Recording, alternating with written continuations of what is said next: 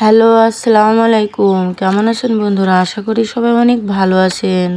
এই যে ফিয়াজ ব্লগস থেকে আপনাদেরকে সুস্বাগতম জানাচ্ছি। আপনাদের মাঝে আবারও নতুন আরেকটি ব্লগ নিয়ে চলে আসলাম।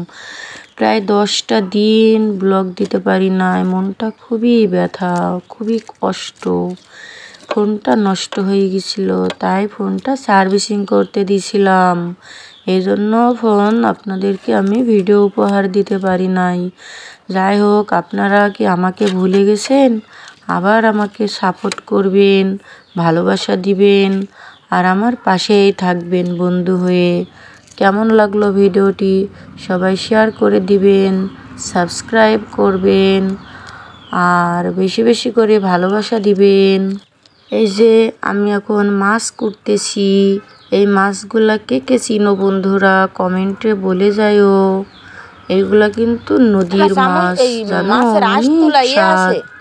এই যে আমরা মাছের যেখানে বাজার বড় আড়ত হয় সেখান থেকে নিয়ে এসেছি মাছগুলা। আমি কেউ নাই ভিডিও করে দেওয়ার মতো, তাই আমি এক হাত দিয়ে ভিডিও করছি আর এক হাত দিয়ে আমি আঁশটা তোলার চেষ্টা করতেছি। দেখো বন্ধুরা কেমন লাগে।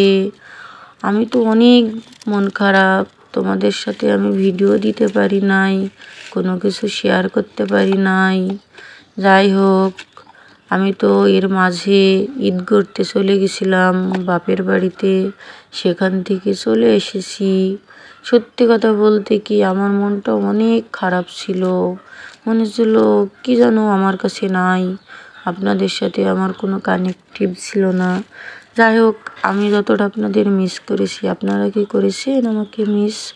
অবশ্যই কমেন্টে বলে যাবেন, আর আমার ভিডিওটি বেশি বেশি করে শেয়ার করে দিবেন। আপনাদের বেশি বেশি সাপোর্ট ছাড়া তো আর সামনের দিকে এগিয়ে যাওয়া কোনোভাবেই সম্ভব না। তাই আমরা গ্রামের মেয়ে, গ্রামের বধূ, কিছুই বুঝি না। সবই এই যে মাছ নিয়ে চলে এসেছে আমার ভাই, এখন মাছগুলা কুটে নেব আগেই। যাই হোক, আজকে কোনো কিছুই এলোমেলো হয়ে গেছে সব কিছু।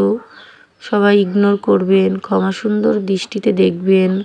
আর এই যে দেশি হাঁস কে কে চিনো এইগুলা অবশ্যই কমেন্টে বলে যাইও। আর এই যে দেখছো বড় পুকুর, এখানে কুলকুলিয়ে গোসল করলো, এখন চলে যাচ্ছে। এখন আমরা পিঠা বানাবো। ভিডিওটি ভালো লাগলে অবশ্যই চ্যানেলটি সাবস্ক্রাইব করবেন বন্ধুরা। ভালো থাকবেন, আল্লাহ হাফেজ, টাটা। যে যেখানে থাকবেন সুস্থ থাকবেন।